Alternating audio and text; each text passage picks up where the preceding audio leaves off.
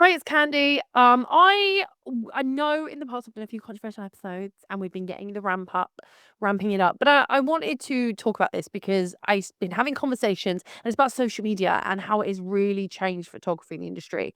I know you've probably heard this before, but I really want to give my take on it and explore this and the problems it's having because I think if we're not careful, it will ruin our industry. I know it's like, oh, alarm bells, but this is the loud lens where we talk about the quiet thing loudly and the loud thing even louder. So let's get into this.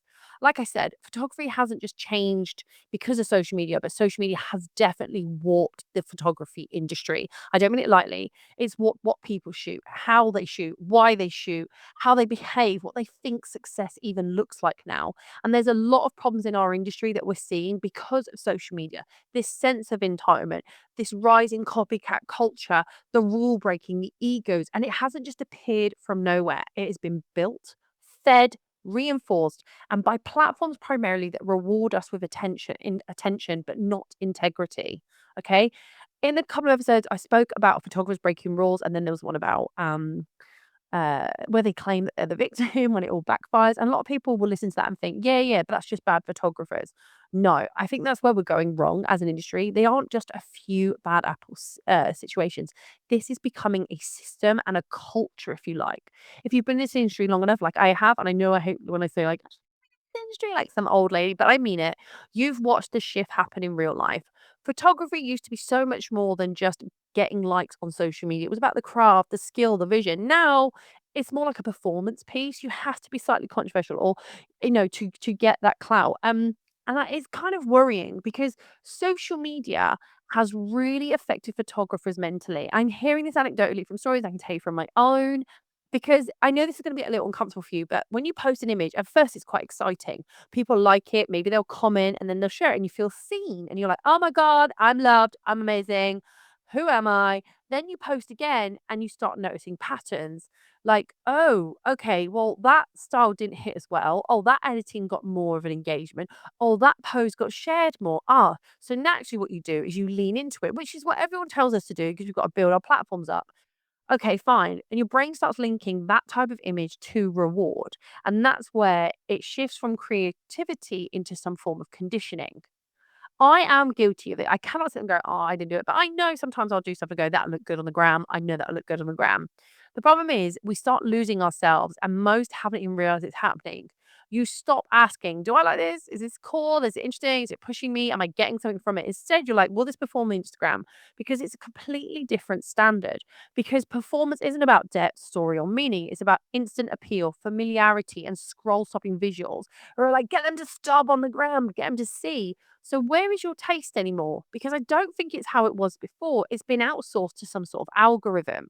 And I find it really uncomfortable now when I apply for jobs.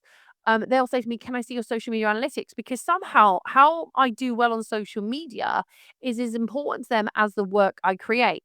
So I now have to be a content creator, which you might have seen if you follow me on Instagram. I'm doing a lot more reels. I'm boosting stuff, but I will say it's very much aimed at photographers and education because I'm not a complete sellout, but it's fine. But the problem is originality seems to be missing sometimes because things start to feel the same. I don't use that lightly. Or should I say, I don't say that lightly. If you strip away usernames, a lot of feeds that I'm seeing and what I'm seeing for people, you can't really tell who's shooting. Yes, there are standout stars. You know instantly who shot them. I can tell with some. But like, for example, it's Bluebell season. Don't come at me. I'm just saying I'm Bluebell season. And I scroll through my feed and I've just got hundreds of pictures of the same pretty somebody sat amongst some flowers that they shouldn't be sat on, holding them. Brr, angers me against the law, guys, and just going through and I'm like, "Oh, great." And it's I do the same. Sunflower sessions. I do sunflower sessions. I know that when I post them, there's gonna be loads of sunflower things, and that's how it works. Things work in cycles. But I'm not seeing much that stands out, like makes me go, "Wow." Okay? Because what happens is everyone is starting to shoot the same concepts because they look at it and go, okay, we know that one did good, so we'll recreate it. Everyone's editing the same way. And we see this particularly in wedding photography, using the same color tones or something, because we know that they were popular and it all goes. There was a while when teal and orange was really popular. Then it was moved to muted desaturated greens.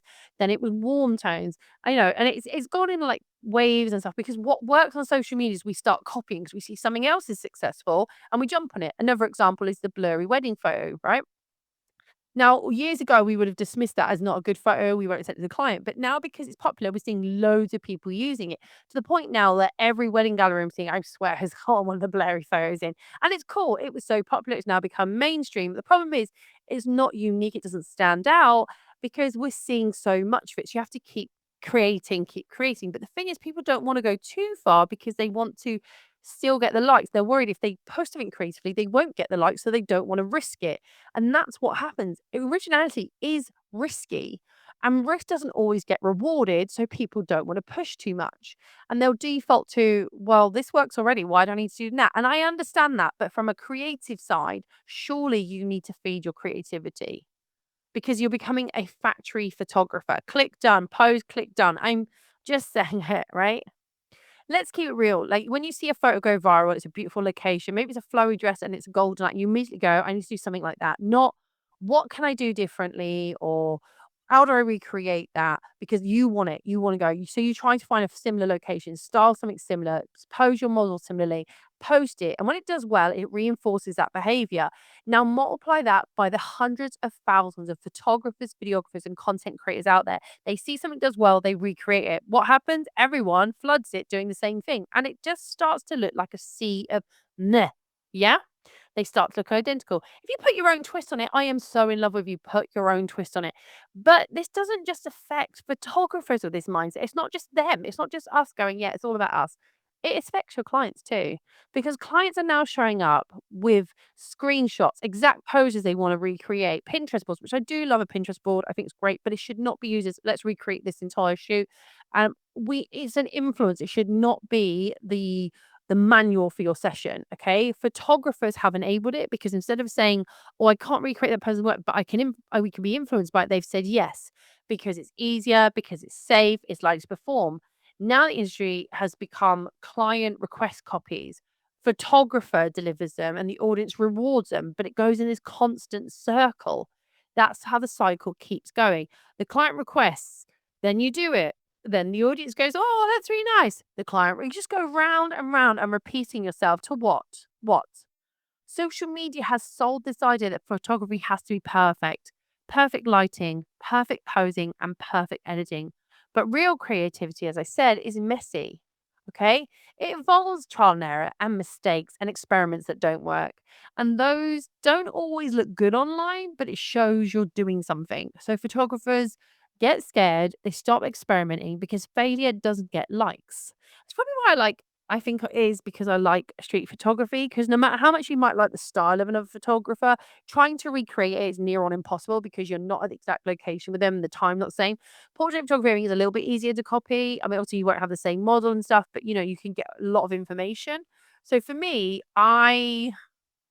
yeah, I do I'm starting to see, like, sometimes I don't know if it's a certain type of photographer, what level they are in their career, but I miss seeing people challenging and doing stuff, okay? And I'm kind of sick to death of seeing, here's a pretty girl in a pretty dress in the pretty location. Same all the time. And you're like, why can't I get more clients? Because your clients are getting bored of seeing the same thing. Sorry, I'm being grumpy now. But how does this link to bad behavior? Because I think it does, because there's a bigger issue here.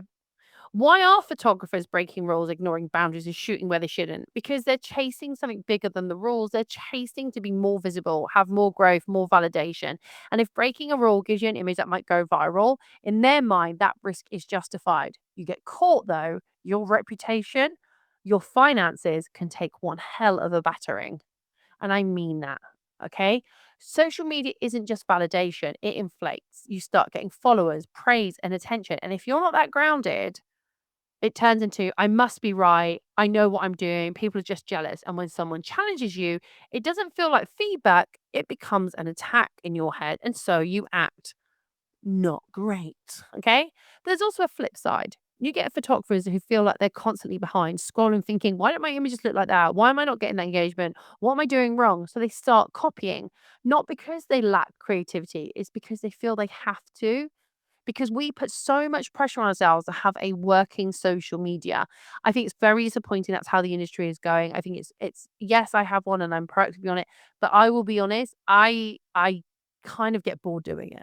'Cause there are days and weeks that I go, I love it, I love it, I love it. Look at me, look at me recording. I'm a legend. And then I'll be like, don't show me my phone. for ages, okay? Because I'm tired.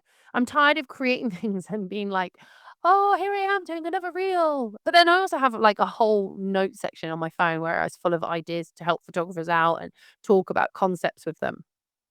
But I do think there is an issue that's becoming bigger than the individuals because we've now got heavily saturated styles, repetitive portfolios, unrealistic client expectations, and locations being overused. And ultimately, I believe we're losing trust in ourselves as photographers because the public starts seeing us entitled, repetition, and lack of respect.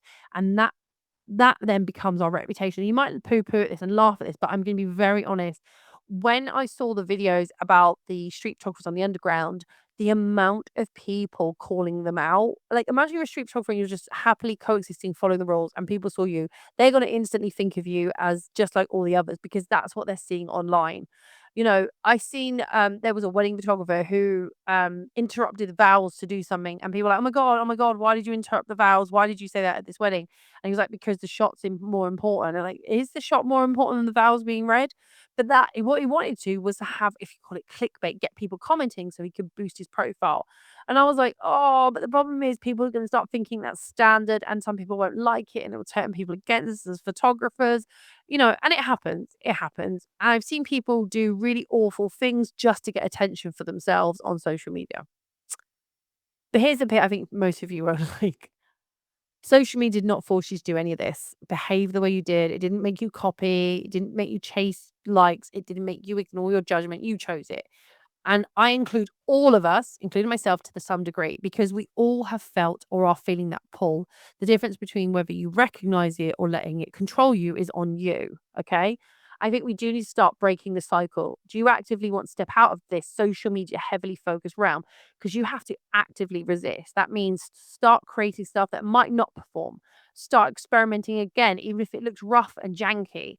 Start saying no to things that don't align with you. And more importantly, ask yourself, would I still create this if no one saw it? If I was never going to put this online, if I was never, would I still have done what I've done? And if the answer is no, then you're not creating. I'll be honest, you're just performing for the algorithm and you're allowing it to whip the chain at you or whip the leash at you.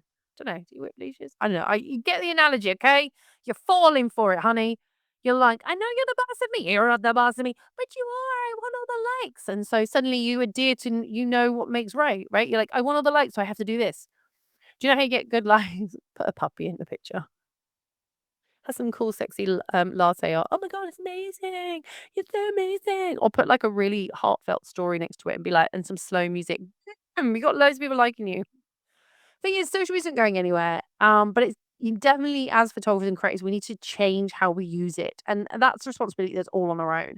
Right now, a lot of photographers aren't building a body of work; they're kind of building a highlight reel, and those are not the same thing. They're not building a body of work. The one lasts and one will disappear the second the algorithm moves on.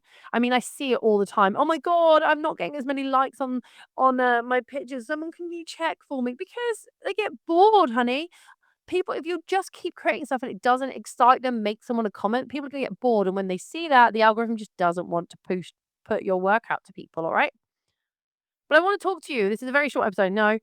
Has social media improved your photography? I've learned from social media 100%. I can say I've learned stuff and I've got some good stuff. But it's also, I think, damaged it. Like sometimes I'm photographing, I'll be like, oh my god, I didn't get any BTS. How was anyone going to know I did a photo shoot? Quick, quick. And then I'm like, oh, I know. And it's just that extra thing. Okay. Have you caught yourself chasing validation instead of creating? And I'll be honest, how much of your work is 100% come from you? Now, we're all inspired, but like, have you gone out and gone, I saw this picture and I just want to recreate it entirely? Drop it in the comments. I can't wait to hear from you. This has been The Loudlands. I've been Khandie. Have a good one. All right? Follow me on social media. Oh, the irony of me saying that. I did it as a joke. Okay, but follow me. Follow me. Attention. Bye.